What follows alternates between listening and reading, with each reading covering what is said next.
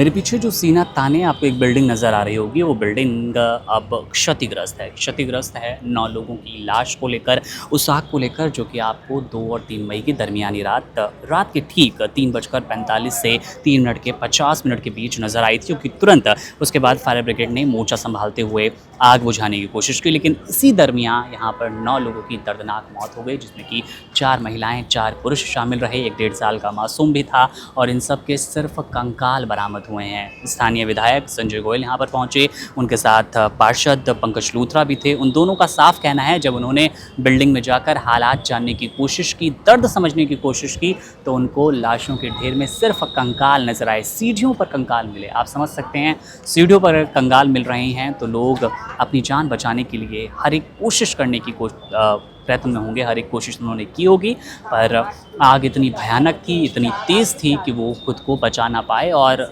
दम घुटने के कारण, पैनिक के कारण, बेचैनी के कारण शायद सीढ़ियों पर ही गिर गए होंगे और वहाँ पर जलकर, झुलसकर, आप कह सकते हैं एकदम आप चिता जैसी आग में झुलसकर उनकी मौत हो गई। बहरहाल उसके बाद दिल्ली पुलिस यहाँ पर अभी भी डटी पड़ी है, मुस्तैदी से पहुंची। दिल्ली पुलिस का क्या कुछ कहना है, आपको वो भी अपडेट दे दें। दिल्ली पुलिस ने साफ किया कि बिल्डिंग के पहले फ्लोर से 1 शव, दूसरे फ्लोर से 5 शव और सीढ़ियों से 3 शव मिले। इसमें 10 से 15 लोगों को रेस्क्यू किया है, जिसमें 2 से 3 इंजर्ड थे, उनको हॉस्पिटल में शिफ्ट किया है और अभी 9 कैजुअल्टी इसमें रिपोर्टेड हुई है और बाकी अभी आखिरी जो है इसमें सर्च ऑपरेशन चल रहा है, वो होने के बाद में इसके बारे में एग्जैक्ट फिगर बताई जाएगी। सर एक ही परिवार के थे, अलग अलग परिवार के थे? परिवार जनरली एक ही परिवार के अलग अलग फ्लोर्स पे जो रह रहे हैं उनके अलग अलग परिवार है, बट अभी उसके बारे में कंफर्म डिटेल्स वो कलेक्ट कर रहे हैं। सर अभी तक कुछ आग का लगने का कारण पता लगा कि एसी से आग लगा था, शॉर्ट सर्किट से? अभी इसके बारे में फायर डिपार्टमेंट बता पाएगा कि आग का क्या कारण है। जिस 3 शवों की हम बात कर रहे हैं, वो 3 शव वही है जिन्होंने भागने की कोशिश की, जिन्होंने छत पर भागने की कोशिश की थी कि छत पर पहुंचकर शायद हमारी जान बच पाए, लेकिन बदकिस्मती वहां भी उनका इंतज़ार कर रही थी। बदकिस्मती का ग्रास बने वो तीनों लोग, वहीं पर उनकी मौत हुई क्योंकि सीढ़ियों का ताला लगा था, दरवाज़ा लॉक था और जीने की कोई उम्मीद फिर वहाँ से ख़त्म होती नजर आई। आपको बता दें, दूसरे फ्लोर पर मिले मृतकों की पहचान अरविंद जैन, उनकी पत्नी अनीता जैन, बेटे निशांत जैन, बहू आंचल जैन और 1.5 साल के पोते आकाश जैन के रूप में हुई थी।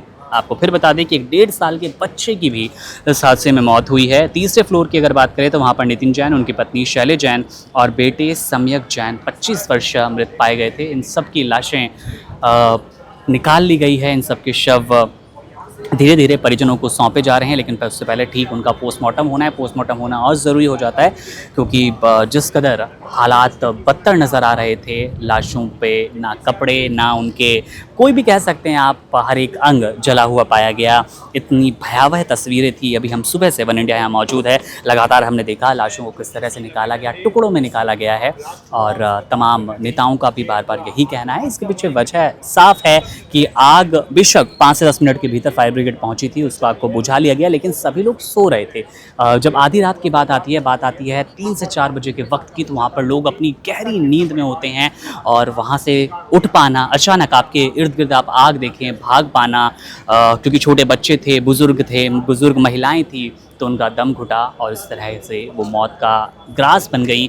दिल्ली पुलिस लगातार मौजूद है। मैं कहूँगा अपने कैमरामैन को दिखाएं कि किस तरह से फायर की कई गाड़ियां यहाँ पर मौजूद है। वजह साफ है, आग को अभी ठंडा किया जा रहा है क्योंकि बिल्डिंग के भीतर भयानक आग थी। बिल्डिंग के बाहर से आप देखेंगे कि एकदम साफ बिल्डिंग चमचमाती नजर आएगी, पर अंदर आग का मंजर इतना था और 9 लाशें, 9 शव इस बात की साफ तस्दीक करती है कि ये एक पूरे मौत का तांडव था, जिसके भीतर 5 से एक फ्लोर पर 5 और दूसरे फ्लोर पर 4 लोगों की दर्दनाक मौत हो गई है।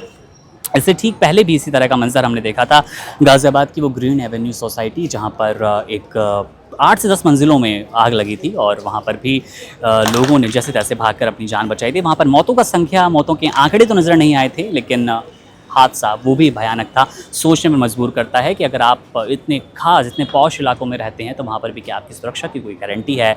और इस हादसे में भी साफ साफ वो छत का दरवाज़ा बार बार चीख कर कह रहा है कि अगर वो दरवाज़ा खुला होता तो शायद 3 से 4 लोगों की जान बच सकती थी, जो कि अभी होता नज़र नहीं आया है। मेरा नाम है मुकुंद, आप बने रहिए वन इंडिया के साथ। शुक्रिया। Subscribe to One India and never miss an update. Download the One India app now.